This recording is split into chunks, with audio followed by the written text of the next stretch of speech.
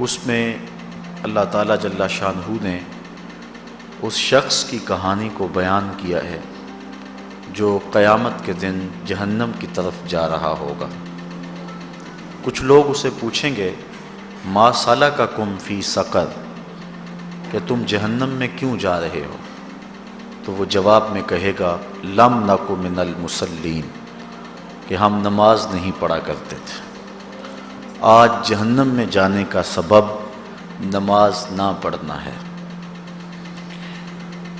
پنجگانہ نماز ہر عاقل بالغ مرد اور عورت پر فرض کی گئی ہے، اور قرآن مجید میں مختلف صیغوں سے 700 سے زائد مرتبہ اس کی تاکید ارشاد فرمائی گئی ہے۔ سینکڑوں احادیث نماز کی تاکید، فضائل، ادا کرنے کی ترغیب اور نہ پڑھنے پر ترہیب میں وارد ہیں۔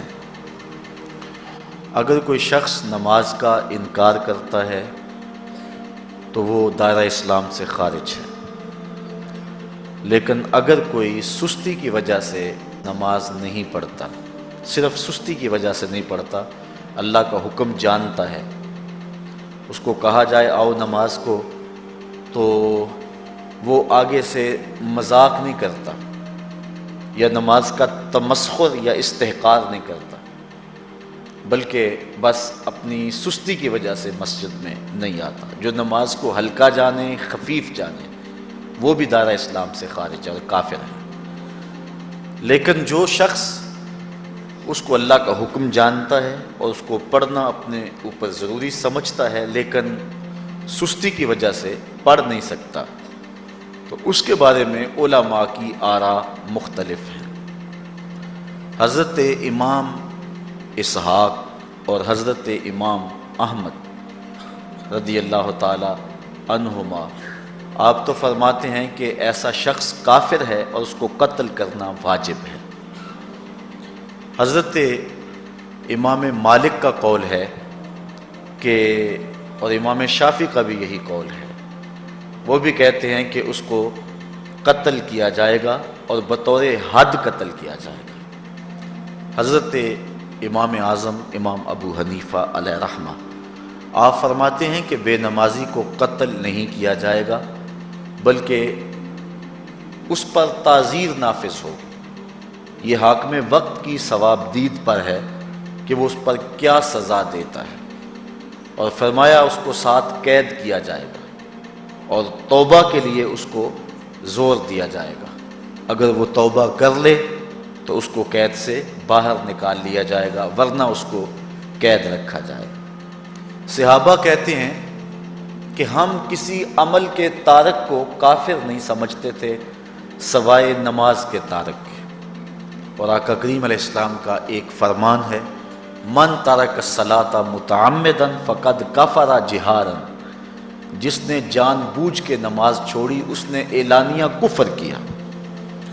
امام اعظم امام ابو حنیفہ علیہ رحمہ وہ فرماتے ہیں کہ یہ حدیث محل ترہیب میں ہے، گویا اس نے کافروں والا کام کیا، اس لیے آپ یہ فتویٰ دیتے ہیں کہ اس کو قید کیا جائے گا اور نماز کی پابندی کا زور دیا جائے گا، اور وہ توبہ کرے تو اس کو چھوڑ دیا جائے گا۔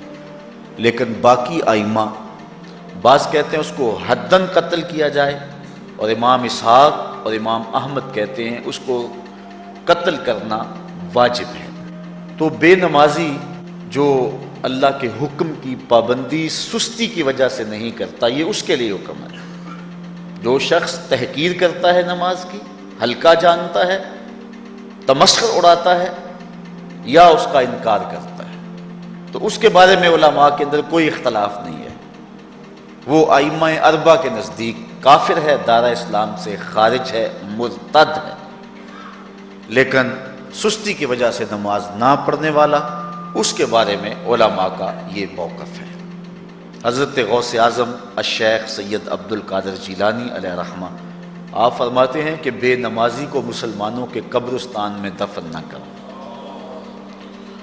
حضرت سلطان باہو علیہ رحمہ آپ کا قول ہے کہ بے نمازی سے خنزیر بھی پناہ مانگتا ہے۔ حضرت شیخ سعدی شیرازی فرماتے ہیں بے نمازی کو قرض نہ دو، جو اللہ کا قرضہ ادا نہیں کرتا تمہارا قرض کیسے لٹائے گا۔ اب آئیے ہم حضور علیہ السلام کے فرامین دیکھتے ہیں اس حوالے سے۔ حضرت جابر بن عبداللہ انصاری رضی اللہ تعالی عنہ سے مروی ایک روایت جس کو امام ابو داؤد نے روایت کیا، امام نسائی نے روایت کیا، دیگر محدثین نے روایت کیا۔ آقا کریم نے ارشاد فرمایا بین الرجل و بین الکفر ترک الصلاۃ، آدمی اور کفر کے درمیان ترک صلاۃ ہے، یعنی بندہ مومن اور بندہ کافر کے درمیان ترک صلاۃ ہے۔ جو نماز پڑھتا ہے وہ مومن ہے، اور جو نماز نہیں پڑھتا تو وہ کافروں والا کام کرتا ہے، یا دیگر ائمہ کے نزدیک وہ کافر ہے۔ یہ ترہیباً نہیں بلکہ یہ حکم ہے۔ اور حضرت نبی رحمت صلی اللہ علیہ وسلم کا ایک دوسرا فرمان ان الفاظ کے ساتھ ہے بین الرجل و بین الشرک والکفر ترک الصلاۃ، شرک و کفر اور بندہ مومن کے درمیان نماز ترک کرنا ہے۔ حضرت امام ابن ماجہ نے ان الفاظ کے ساتھ روایت کو نقل کیا ہے بین الکفر والایمان ترک الصلاۃ، ایمان اور کفر کے درمیان نماز کا ترک کرنا ہے۔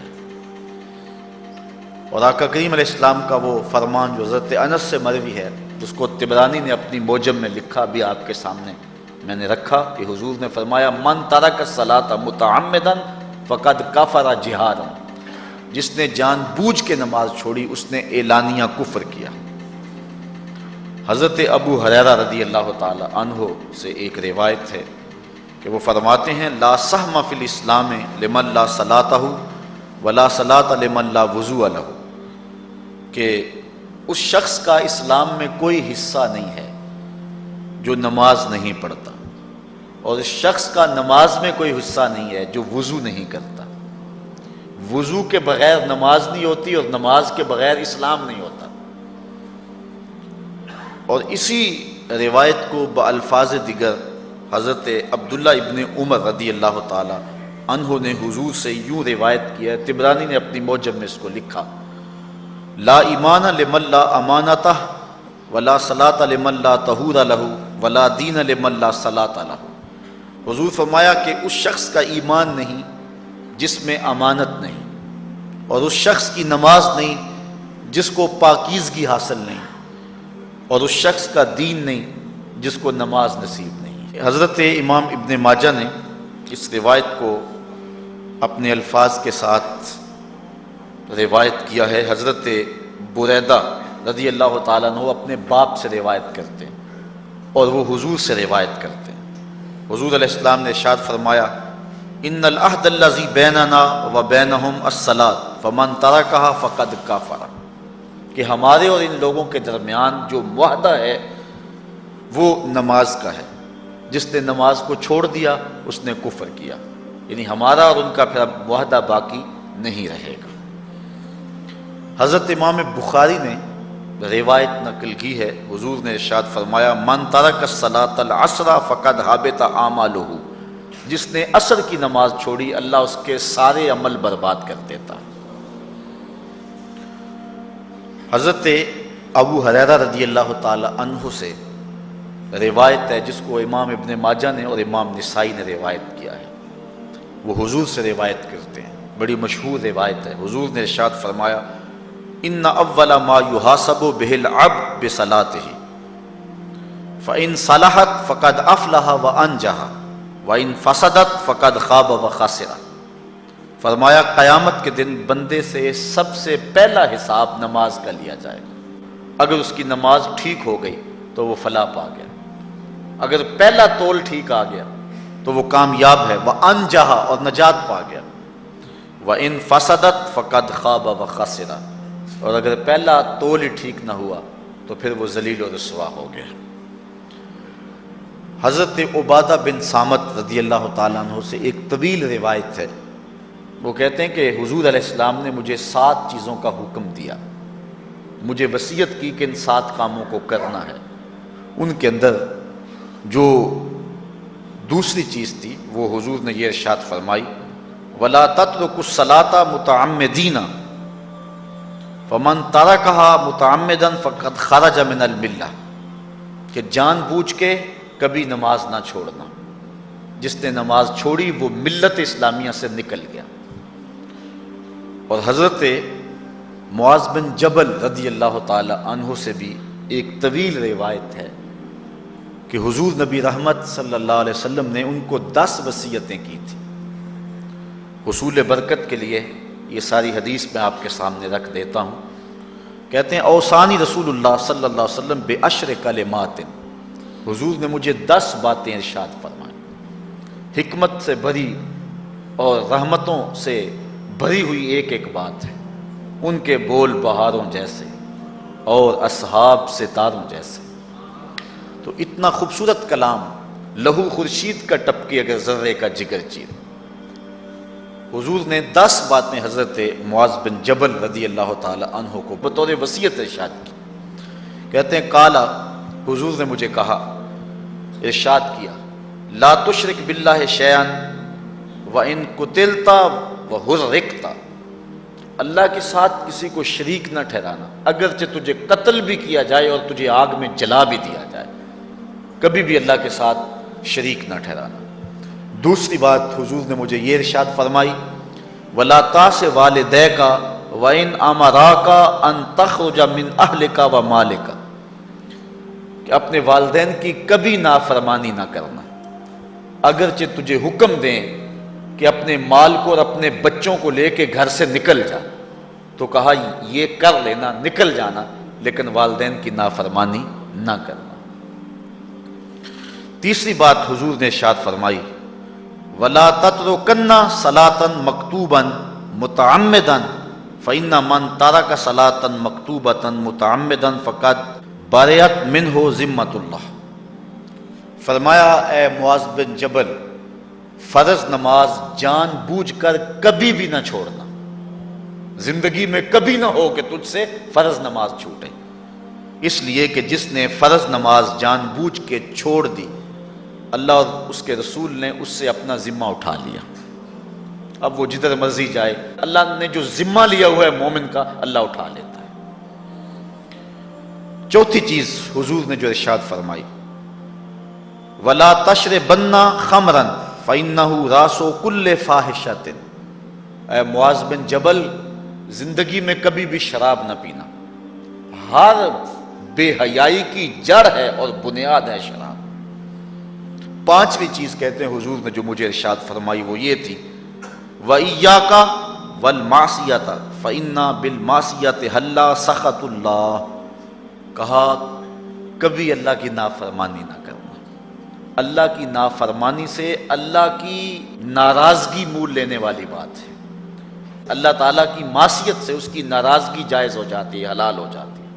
اور چھٹی چیز کہتے ہیں حضور نے یوں ارشاد فرمائی وَإِيَّاكَ وَالْفِرَارَ مِنَ الزَّحْفِ وَإِنْ هَلَكَ النَّاسِ، کہا جب محاذ پہ ڈٹا ہونا تو کبھی پیٹھ نہ پھیرنا، اگرچہ لاشیں جو ہیں وہ گر رہی ہوں اور لوگ ہلاک ہو رہے ہوں، سارے لشکر کے ہلاک ہو جانے کا ڈر بھی ہو، لیکن کہا معاذ بن جبل میں تمہیں وصیت کرتا ہوں کبھی پیٹھ پھیر کے بھاگنا نہیں ہے۔ حضور نے کہتے ہیں مجھے جو 7ویں چیز ارشاد فرمائی وہ یہ تھی وَإِنْ أَصَابَ النَّاسَ مَوْتٌ فَاصْبُتْ، اگر تو کسی ایسے علاقے میں رہتا ہو جہاں موت آ جائے، کوئی بیماری آ جائے موت والی، تو علاقہ چھوڑ کے بھاگنا نہ، وہیں رہنا، تیری قسمت میں زندگی ہوئی تجھے کوئی موت دے نہیں سکتا، اور اگر موت تیرے لیے لکھی گئی ہے تو جہاں مرضی چلا جائے تو موت سے بچ نہیں سکتا، اس لیے ایسے مقام سے بھاگ کر نہ جانا، وہیں ڈٹے رہنا اور وہیں رکے رہنا۔ 8ویں چیز کہتے ہیں حضور نے مجھے ارشاد فرمائی وَأَنفِقْ عَلَىٰ أَهْلِكَ مِن طَوْلِكَ، کہا اللہ نے تجھے جو وسعت دی ہے، تجھے جو مال دیا ہے، اس کو اپنی اولاد پر کھل کے خرچ کرنا، اپنی اولاد سے بخل نہ کرنا، اولاد کے معاملے کے اندر جہاں ان کی ضرورت ہو اس کو کھل کے پورا کرنا ہے۔ اور حضور نے 9ویں بات جو ارشاد فرمائی وہ یہ تھی وَلَا تَرْفَعْ عَنْهُمْ عَصَاكَ أَدَبًا، اپنی اولاد کو ادب سکھانے کے لیے ڈنڈا نہ چھوڑنا، عصا ہمیشہ لٹکا کے رکھنا، کوڑا باندھ کے رکھنا۔ اور 10ویں چیز کہتے ہیں حضور نے جو مجھے ارشاد فرمائی، وَأَخْفِهِمْ فِي اللَّهِ، اپنی اولاد کے دل میں اللہ کا خوف ڈالتے رہنا، اللہ کا ڈر پیدا کرنا اپنی اولاد کے اندر۔ تو نے اپنی اولاد کو یونیورسٹیوں اور کالجوں تک پہنچایا، بیرون ملک سے بھی تعلیم دلوائی، لیکن اللہ کا خوف نہ سکھایا۔ اللہ کا خوف سکھانا اپنی اولاد کو، ایسے لوگوں کی صحبت میں بٹھانا جن کی صحبت میں بیٹھ کر اللہ کا خوف پیدا ہو جائے، ان کو ایسی کتابیں لا کے دینا کہ جن سے خشیت الہی ان کے سینے میں پیدا ہو۔ اگر تو نے سب کچھ دے دیا، عالی نسب بنگلے دے دی اپنی اولاد کو، تو نے جو ہے وہ بہت اچھی تعلیم دلوا دی اپنی اولاد کو، دنیاوی سوسائٹی کے اندر ان کا وقار بہت بلند ہو گیا، تو نے سب کچھ دے دیا اپنی اولاد کو، اللہ کا خوف نہیں دیا تو کچھ بھی نہیں دیا۔ تو حضور نے جو 10ویں وصیت حضرت معاذ بن جبل کو کی وہ یہ ہے کہ انہیں اللہ سے ڈراتے رہنا، اللہ تعالیٰ کا خوف، ان کی خشیت ان کے سینے میں پیدا کرنا۔ اللہ اکبر۔ حضور کا ایک اور فرمان سنیے، حضور نے فرمایا کہ جو شخص نماز چھوڑتا ہے، ایک طویل حدیث ہے جس کا یہ حصہ ہے، وَكَانَ يَوْمَ الْقِيَامَةِ مَعَ قَارُونَ وَفِرْعَوْنَ وَحَامَانَ وَأُبَيِّ بْنِ خَلَف، جو نماز ترک کرتا ہے قیامت کے دن قارون کے ساتھ، فرعون کے ساتھ، حامان کے ساتھ اور ابی ابن خلف کے ساتھ کھڑا کر دیا جائے گا۔ جس صف میں اللہ کے دشمن کھڑے ہوئے ہوں گے، بے نوازی کو بھی اس صف میں کھڑا کر دیا جائے گا۔ کتنی رسوائی ہے، کتنی ذلت ہے۔ کوئی بندہ یہ گوارا کرتا ہے کہ مجھے اس صف میں کھڑا کر دیا جائے جس میں دشمنان خدا کھڑے ہوں، دشمنان رسول کھڑے ہوں، میری کوئی بہن، میری کوئی بیٹی کیا یہ گوارا کر سکتی ہے کہ اس کو حضور پہ کانٹے پھینکنے والی ام جمیل کے ساتھ کھڑا کر دیا جائے، اس کو حضور کو اذیت دینے والی عورتوں کے ساتھ کھڑا کر دیا جائے؟ نہ میری کوئی بہن اور نہ کوئی میری ماں اس بات کو گوارا کرتی۔ تو جب ہم یہ گوارا نہیں کرتے تو پھر ہمیں عزم کرنا چاہیے کہ آج کے بعد نماز نہیں چھوڑنی ہے۔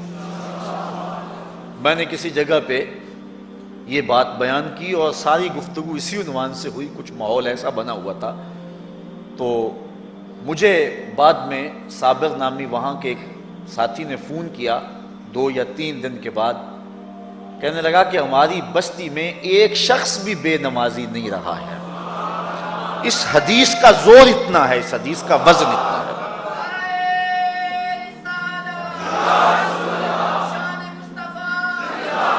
تو کوئی شخص یہ گوارا کرتا ہے کہ مجھے دشمنان خدا کی صف میں کھڑا کر دیا جائے، جن دشمنوں کے چہروں پہ تالکول ملی ہوئی ہوگی اور ان پر لعنتیں برس رہی ہوں گی، اور دنیا کے اوپر سب سے رسوائی زیادہ ان لوگوں کو ہوگی، تو کوئی شخص بھی یہ گوارا نہیں کرتا۔ ہم تو ان کے سائے سے بھی بچنا چاہتے ہیں۔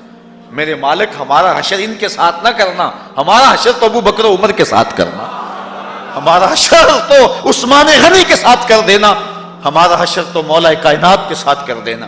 مالک، ہمارا حشر بریلی کے امام احمد رضا کے ساتھ کر دینا، ہمارا حشر امام غزالی کے ساتھ کر دینا، بلال حبشی کے ساتھ کر دینا۔ ہماری آرزویں تو یہ ہیں، ہماری تمنائیں تو یہ ہیں۔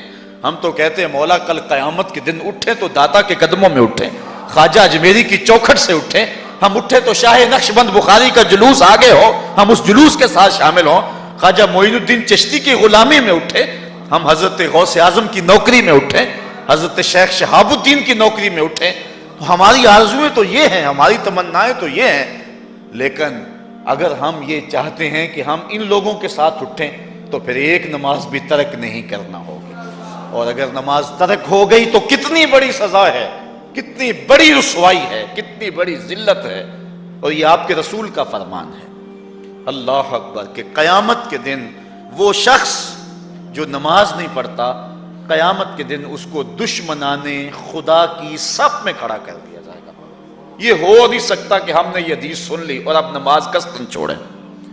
آج عزم کر کے اٹھیں، اور اولاد نہیں آئی، بیٹیاں نہیں آئیں، گھر والے نہیں آئے، لیکن جا کے اس بات کو گھر میں نافذ کرنا ہے، اس کو حکماً نافذ کرنا ہے گھر کے اندر۔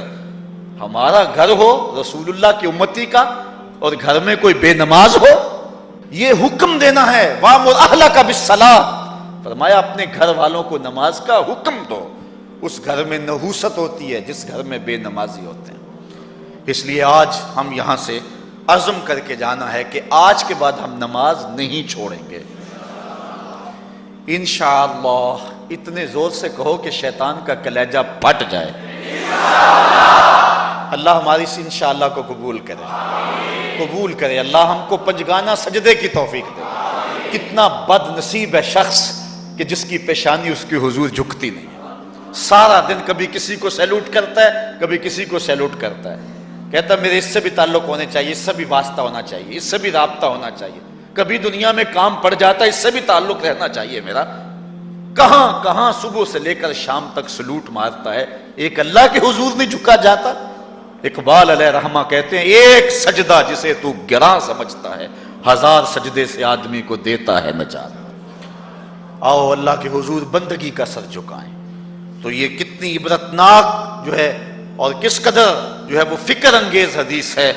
وَقَانَ يَوْمَ الْقِيَامَةِ مَعَ قَارُونَ وَفِرْعَوْنَ وَحَامَانَ وَأُبَيِّ بْنِ أَبِي خَلْف، وہ شخص ان بد نصیب لوگوں کے ساتھ کھڑا ہوگا جس کو نماز کی توفیق نہیں ہے۔ آپ نے حدیث علماء سے بارہا سنی، حدیث طویل ہے۔ آقا کریم معراج کی رات گئے تو وہاں مختلف لوگوں کو مختلف عذابوں میں مبتلا دیکھا۔ کسی کی انتڑیاں کٹ کٹ کے گر رہی تھی، کسی کا منہ چیرا جا رہا تھا، کسی کی زبان لوہے کی کینچیوں سے کاٹی جا رہی تھی، کسی پر کھولتا ہوا پانی ڈالا جا رہا تھا، کوئی جو ہے وہ سرانڈ والا گوشت کھا رہا تھا، کسی کے جسم میں لوہے کی میخیں ٹھونکی جا رہی تھی۔ لیکن ایک قوم کو حضور نے دیکھا، ایک بھاری پتھر سے ان کا سر کچلا جاتا ہے اور پتھر کے واپس آنے تک دوبارہ صحیح ہو جاتا ہے، پھر کچلا جاتا ہے۔ حضرت جبریل امین سے حضور نے فرمایا کہ یہ کون لوگ ہیں؟ یا جبریلو من ہاؤلائے، یہ لوگ کون ہیں کہ ان کے سر پتھروں سے کچلے جا رہے ہیں؟ قال ہاؤلائے الذین تثاقلت رؤوسہم عن الصلاۃ المکتوبہ، کہا یہ وہ بد نصیب لوگ ہیں کہ فرض نمازوں سے جن کے سر بوجھل رہتے تھے، نماز پنجگانہ فرض بھی نہیں پڑھا کرتے تھے، یہ وہ بد نصیب ہیں، آج ان کے سر کوٹے جا رہے ہیں۔ یہ تھوڑی سی زندگی ہے، تھوڑی سی زندگی ہے، 60-70 سال بڑی زندگی ہو وہ مگر نصیب ہو جائے تو پتہ نہیں ہے کہ کل ہمارا آنے والا کہاں ہے۔ کتنا غافل اور بد نصیب ہے وہ شخص کہ جس کو سجدہ نصیب نہیں ہے۔ سجدہ تو بندگی کا نام ہے۔ زندگی آمد برائے بندگی، زندگی بے بندگی شرمندگی۔ بندہ تو ہے ہی بندگی میں۔ کسی شخص نے راستے میں جاتے جاتے چائے کی پیالی پلا دی ہو نا بازار میں، تو ہم جب بھی اس گلی سے گزرتے ہیں اس کو سلوٹ کر کے جاتے ہیں، السلام علیکم، یار اس سے بڑے سلام لیتے ہو، یہ بڑا محبت والا، بڑے اخلاق والا ہے۔ یار جس نے چائے کی پیالی پلا دی ایک مرتبہ، اس کو تو جاتے آتے سلام کر کے جاتے ہو۔ جس رب نے زندگی بخشی ہے، جس رب نے جو ہے وہ ساری بہاریں عطا کی ہیں، اس کے حضور میں جھکا جاتا ہے۔ کتنا متکبر شخص ہے جو اللہ کے حضور نہیں جھکتا۔ اللہ اکبر۔ کہا یہ وہ بد نصیب لوگ ہیں فرض نمازوں سے جن کے سر بوجھل رہا کرتے تھے۔ اللہ اکبر۔ حضور نبی رحمت صلی اللہ علیہ وآلہ وسلم نے ارشاد فرمایا، نماز چھوڑنا تو خیر بہت بری بات ہے، جو شخص نماز پڑھتے ہیں لیکن جماعت سے نہیں پڑھتے، فرمایا میرا جی چاہتا ہے کہ اپنی جگہ کسی اور کو کھڑا کروں اور جوانوں کا ایک گروہ ساتھ لوں، اور جو لوگ مسجد میں نماز پڑھنے نہیں آتے ان کے گھروں کو آگ لگا دوں۔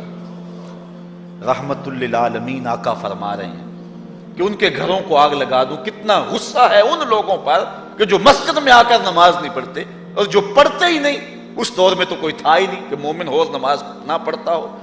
اللہ اکبر۔ تو مومن نماز ہی پڑھتے تھے، تو اگر کسی سے گھر میں نماز پڑھی گئی تو فرمایا میرا جی چاہتا ہے۔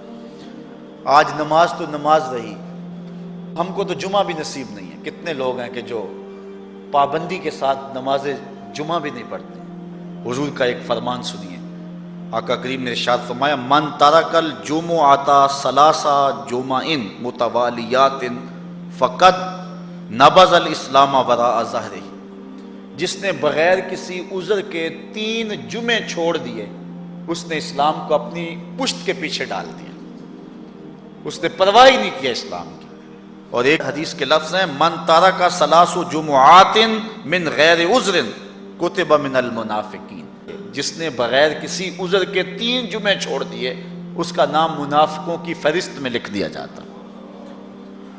اور ایک حدیث کے لفظ اس حوالے سے ہیں من ترک ثلاث جمع تہاونا بہا طبع اللہ علی قلبہ، جس نے سستی کی وجہ سے 3 جمعے چھوڑ دیے تو اس کے دل پر اللہ غفلت کی مہر لگا دیتا ہے۔ یہ وہ بد نصیب شخص ہے کہ جو نماز جمعہ چھوڑتا ہے۔ حضرت ابن حجر نے الزواجر کے اندر ایک روایت لکھی ہے، وہ فرماتے ہیں جو شخص نماز ترک کرتا ہے اس کو بہت ساری رسوائیاں ہیں۔ وقت اتنا طویل نہیں ہے کہ ایک ایک چیز کو تفصیل سے بیان کروں۔ وہ کہتے ہیں پہلی بات تو یہ ہے کہ اس کی عمر میں برکت اٹھا لی جاتی، دوسری بات اس کے چہرے سے صالحین کا نور اتار لیا جاتا، تیسری بات وہ کوئی بھی عمل کرے اس کا ثواب نہیں ملتا اس کو، یہ دنیا پر اس کو سزائیں ہیں۔ چوتھی سزا دنیا پر اس کو یہ ملتی ہے اس کی دعائیں قبول نہیں ہوتی، اور 5ویں سزا اس کے لیے یہ ہے کہ اس کے لیے جو نیک لوگ دعا کرتے ہیں ان دعاؤں کا حصہ اسے نہیں ملتا۔ مومن نیک سحری وقت اٹھ کے دعا مانگتے ہیں اللہ پوری امت پر کرم کر دے، تو یہ بھی امت میں شامل ہے، دعا اللہ والے کی تو قبول ہوئی لیکن اس کا حصہ نکال دیا گیا، اس کا حصہ نیک لوگوں کی دعاؤں سے نکال دیا گیا۔ اور جب وہ مرنے لگتا ہے نزا کے وقت 3 اس کو سزائیں ملتی، ایک تو بھوکا مرتا ہے، دوسرا پیاسا مرتا ہے، تیسرا ذلیل ہو کے مرتا ہے۔ اور قبر کے اندر اس کو 3 سزائیں ہیں۔ حضرت امام ابن حجر کہتے ہیں ایک تو اس کی قبر تنگ کر دی جائے گی، حتیٰ کہ ادھر والی پسلیاں ادھر اور ادھر والی پسلیاں ادھر۔ دوسرا اس کی قبر میں آگ ڈالی جائے گی، جو اللہ کے حضور نہیں جھکتا اس کی قبر اس لائق ہے کہ اس میں آگ ڈالی جائے۔ اور تیسری اس کے اوپر ایک اژدہا مسلط کر دیا جائے گا جس کا نام ہے شجاع الاقرع، اور جب وہ ڈنگ مارے گا تو 70 گز تک وہ شخص زمین میں دنس جائے گا، اور وہ مسلسل یہ ڈنگ مارتا رہے۔ اور کہا کہ 3 سزائیں اس کو حشر میں پہنچیں گی، ایک تو اس کا حساب سختی سے لیا جائے گا، اور جس کا حساب سختی سے لیا گیا وہ بچ پائے گا، حساب سے بچے گا وہ جس سے اللہ صرف نظر کرے گا۔ اللہ اکبر۔ ایک تو اس کا حساب سختی سے لیا جائے گا، دوسرا اللہ تعالیٰ جل شانہ اپنے قہر و غضب کا اس پہ اظہار کرے گا، اور تیسری اس کو سزا یہ دی جائے گی کہ اس کو جہنم میں ڈال دیا جائے گا۔ ساتھیاؤ، میں اور آپ آج کی اس بزم میں یہ پختہ عزم کر کے اٹھیں کہ آج ہم خود بھی اور اپنی اولاد کو بھی، اپنے دوستوں کو بھی، میرے والد گرامی فرمایا کرتے تھے جس سے دوستی ہو نا اس کی انگلی پکڑ کے دین کی راہ پہ لے آؤ، یہ دوستی کا حق ہے۔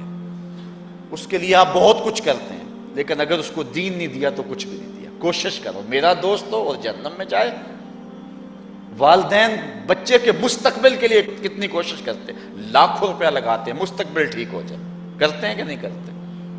یونیورسٹیوں کے اندر، کالجوں کے اندر کتنی بھاری فیسیں بھرتے ہیں، کیوں اتنا کچھ کیوں کر رہے ہو؟ میں نے دیکھا بوڑھا باپ اپنی کمر پہ بوریاں لاد کے مزدوری کرتا ہے، مائیں اپنا زیور بیچ رہی ہیں کہ اولاد پڑ جائے۔ میاں اتنا کچھ کیوں کر رہے ہو؟ جی مستقبل ٹھیک ہو جائے۔ یہ مستقبل کتنا ہے؟ 20-25 سال کا، اور جو اصل مستقبل ہے اس کی فکر ہی نہیں کسی کو۔ اصل مستقبل تو وہ ہے، اللہ اکبر۔ بیرون ملک جائے بیٹا تو ماں کہتی ہے بس دعا کرو کہ میرا بیٹا خیریت سے پہنچ جائے۔ بیٹی کی شادی کرتی ہے تو ماں کہتی ہے دعا کرو کہ اپنے گھر میں اس کو چین مل جائے۔ کسی کا انٹرویو ہوتا ہے، لوگ کہتے ہیں جناب دعا کرو کہ اس انٹرویو میں وہ کامیابی سے گزر جائے۔ میں کہتا ہوں جب قبر میں اترتا ہے پھر کسی نے آ کر کبھی نہیں کہا کہ دعا کرو مشکل گھڑی آ گئی ہے خیریت سے گزر جائے۔ اصل امتحان تو یہ ہے، اگر اس امتحان سے گزر گیا تو کامیابی اور بامرادی۔ یہ تھوڑا سا مستقبل دنیا کا، اس کے لیے ہم کتنے پیسے لگا دیتے ہیں۔ سب کچھ اولاد کو آتا ہے، ہر شے فر فر پڑھتے اور بولتے ہیں، دعائے قنوت بھی نہیں آتی ہوتی. تو ہم اپنی اولاد کے لیے دین کا تحفہ اس کو کبھی نہ چھوڑیں. اللہ اکبر. کوشش کریں، محنت کریں. حضور نبی رحمت صلی اللہ علیہ وآلہ وسلم نے ان بد عمل واعظین کی بات بھی کی ہے کہ جو لوگوں کو نیکی کا حکم دیتے ہیں اور خود اس پہ عمل نہیں کرتے. آج ہمارے کچھ واعظین لوگوں کو تو واضح تلقین اور نصیحت کرتے ہیں اور خود نماز میں سخت سستی کا ارتکاب کرتے ہیں، اور جس سے قوم کے اندر نماز میں سستی عملاً پیدا ہو جاتی ہے. کوئی عرس کی تقریب ہو، کوئی محفل نعت ہو، کوئی جلسہ ہو، کوئی شادی کی تقریب ہو، نماز کے وقت کا پورا پورا خیال رکھا کریں اور اس بات کا لحاظ رکھا کریں. بلکہ ہمارے ہاں ایک عجیب سا فیشن ہے اور عجیب سی بات ہے، میں بڑا حیران ہوا کرتا ہوں کہ عشاء کے بعد جب جلسے ہوتے ہیں نا ہمارے مساجد کے اندر، تو مغرب سے اعلان شروع ہو جاتا ہے آج رات فلاں صاحب خطاب فرمائیں گے، اور پھر جب نماز عشاء ہوتی ہے تو ہمارا نقیب محفل کھولتا ہے لاؤڈ سپیکر اور وہ اعلان کرتا ہے حضرات جماعت ہو چکی ہے، اب مسجد میں آ جائیں. یعنی یہ نماز کو ہلکا کرنے والی بات ہے. ان کو کہا جا رہا ہے کہ بلکہ بعض تو کہہ دیتے ہیں جس کا تمہیں ڈر تھا وہ گزر گئی ہے، اب آ جاؤ. کیا لینا ہے جلسے میں آ کر اگر نماز ہی نہیں پڑھنی ہے تو؟ ممبر و محراب کے جو ذمہ دار ہیں ان سے جو ہے وہ عجیب و غریب قسم کی جو ہے وہ حرکات سکنات سرزد ہو رہی ہیں. یہ جو جہل نقیبوں کا ایک غول آ گیا نا، یہ بھی ایک بہت بڑی مصیبت ہے. ایک تو بے تحاشا القاب، دوسرا دین کی روح سے ناشنائی. وہ کسی نے کہا تھا نا کہ پہلے حضرت غوث پاک ولی بناتے تھے، چور سے کتب بناتے تھے، آج کل ہم بناتے ہیں. کہا تم کیسے؟ کہا ہمیں پتہ ہوتا ہے یہ چور بیٹھا ہوا ہے، ہم کہتے ہیں غوث زماں اور کتب دوران. بے تحاشا اور بے تکا انداز. اور پھر دین کی روح سے یہ ناشنائی کہ باقاعدہ اعلان ہوتا ہے جناب جماعت ہو چکی اب تو آ جاؤ. تو کیا کرنا ہے ساری رات جاگ کے اگر عشاء کی نماز ہی نہیں پڑھی تو نماز کو ہلکا کیا گیا ہے. اسی طرح جلسہ لمبا ہو رہا ہے اور نماز کا وقت سکڑ رہا ہے. ان چیزوں کا التزام کرنا ہے، ہم نے کوشش کرنی ہے. اور یہ بھی ایک مصیبت ہے کہ دربار بڑا اونچا ہے اور مسجد کے اندر جانوروں کی بینٹیں پڑی ہوئی ہیں. حیثیت تو مسجد کی ہے، دربار کی تو ثانوی حیثیت ہے. دربار پہ 3 کروڑ روپیہ لگا ہوا ہے اور مسجد میں چٹائیاں بھی موجود نہیں ہیں. اپنے بھی خفا مجھ سے ہیں بیگانے بھی ناخوش، کہ زہر حلاحل کو کبھی کہہ نہ سکا کند. بات وہی کہتا ہوں سمجھتا ہوں جسے حق، نئے ابلہ مسجد ہوں نئے تہذیب کا فرزند. ہم نے ان چیزوں کو دیکھنا ہے. اچھا بعض والدین کی ایک سستی ہے، وہ آتے جناب تعویذ کر دو ہماری اولاد نماز نہیں پڑھتی، بچے نماز نہیں پڑھتے، اور کہتے ہیں جی ہماری تو چلو گزر گئی، ہم تو نہیں پڑھتے یہ تو پڑھیں. میں کہتا ہوں یہ کیوں پڑھیں جب تم نہیں پڑھتے؟ الولد سر لابیہ، بیٹا باپ کا راز ہوتا ہے. تم مجھ سے تعویذ لینے آگے ہو، گھر میں مصلی بچھا کے سجدہ کرو، تمہاری اولاد بھی تمہارے تتبع میں سجدہ کرنے کی عادت ڈال. حضور فرمایا بچے 7 سال کے ہوں تو انہیں مسجد میں لے جاؤ، 10 سال کے نہیں پڑھتے تو ان کو مار کے پڑھاؤ. اب اولاد ہوگی جوان، خود کبھی سجدہ کیا نہیں، اب کہتے ہیں شاید تعویذ سے کم چل جائے گا. جو تعویذ اللہ کے رسول نے تمہیں دیا تھا کہ 7 سال کے ہوں تو پکڑ کے انگلی مسجد کا راستہ دکھاؤ، 10 سال کے ہو جائیں تو مار کے پڑھاؤ، ان کے سینے میں اللہ کا خوف داخل کرو، ان کو قرآن کی تلاوت سکھاؤ. علموا اولادکم 3 خصال، اپنی اولاد کو 3 چیزیں سکھاؤ. حب نبیکم، ایک اپنے نبی کا پیار سکھاؤ، وحب اہل بیت ہی، رسول اللہ کے اہل بیت کا پیار سکھاؤ، وتلاوت القرآن، اور قرآن کا پڑھنا سکھاؤ. چھین لو سیڑیاں ان کے ہاتھوں سے گانے والی، چھین لو ان کے ہاتھوں سے جو ہے وہ ناول، اور ان کے ہاتھ میں قرآن دے دو. کتنے خوش نصیب دن تھے، گلیوں سے گزرتے تھے، گھروں سے قرآن کے پڑھنے کی آواز آتی تھی. آج پاپ میوزک کی صدائیں تو آتی ہیں، آج قرآن کی آوازیں نہیں آتی. تو یہ عجیب ہے جی ہم نہیں پڑھتے یہ تو پڑھے. میں کہتا ہوں یہ کیوں پڑھیں جب تم نہیں پڑھتے ہو؟ تمہارے اوپر کیا اب فرض ساقط ہو چکا ہے بڑھاپے کی وجہ سے؟ تم بوڑھے ہو کے نہیں پڑھتے ہو، تمہاری اولاد تم چاہتے ہو جوانی میں ہی پڑھ لے. تم خود اللہ کے حضور سجدہ کرو، اور پھر دیکھنا تمہارے تتبع میں، تمہاری اتباع میں تمہاری اولاد بھی تمہاری پیچھے پیچھے ہوگی۔ اللہ اکبر۔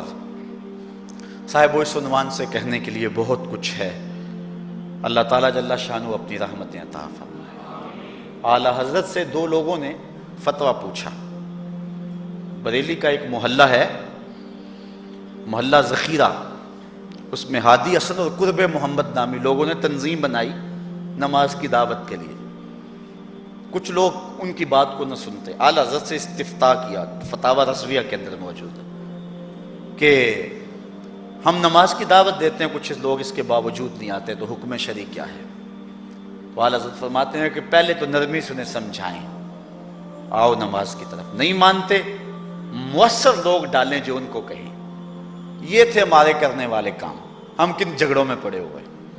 مؤثر معاشرے کے لوگ تلاش کریں اور ان کو سمجھائیں، جن کی وہ مانتے ہیں، ٹالتے نہیں، ان سے سمجھائیں ان کو۔ آپ فرماتے ہیں اگر ان کے سمجھانے سے بھی نہیں سمجھتے تو فرمایا فتویٰ پھر یہ ہے ان سے بائیکاٹ کر دیں، ان سے ترک کلام کر دیں، ان سے گفتگو چھوڑ دیں۔ ہم نے تو کبھی بیٹوں سے نہیں چھوڑی گفتگو۔ بیوی بے نماز ہو، ہم ہر شے بیوی سے منوا لیتے ہیں۔ کبھی کہا تیرے ہاتھ کی پکی روٹی نہیں کھاؤں گا اگر تو نماز نہیں پڑھتی؟ کبھی بیٹا کہے امی تو نماز نہیں پڑھتی، میں تیرے ہاتھ کی روٹی نہیں کھاؤں گا؟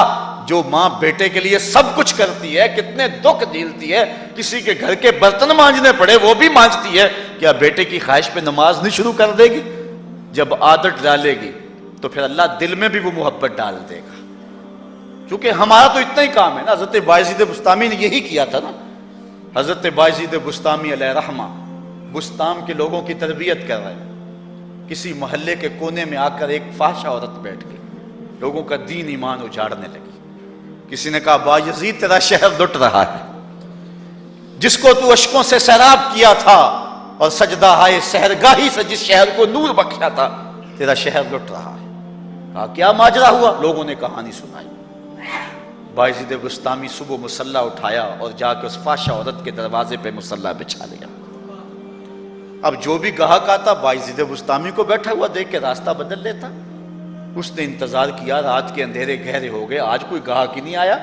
اس نے کھڑکی سے جھانک کر کے دیکھا ایک بوڑھا بابا بیٹھا ہوا ہے، ہاتھ میں تسبیح ہے، مصلی بچھایا ہوا ہے۔ نیچے اتر کر کے کہا بابا اللہ کو یاد کرنے کے لیے اور تھوڑی جگہ ہیں، تجھے میرے گھر کی گلی ہی ملی، میرا راستہ روک لیا۔ بابا کہنے لگا کیا مسئلہ ہے تجھے؟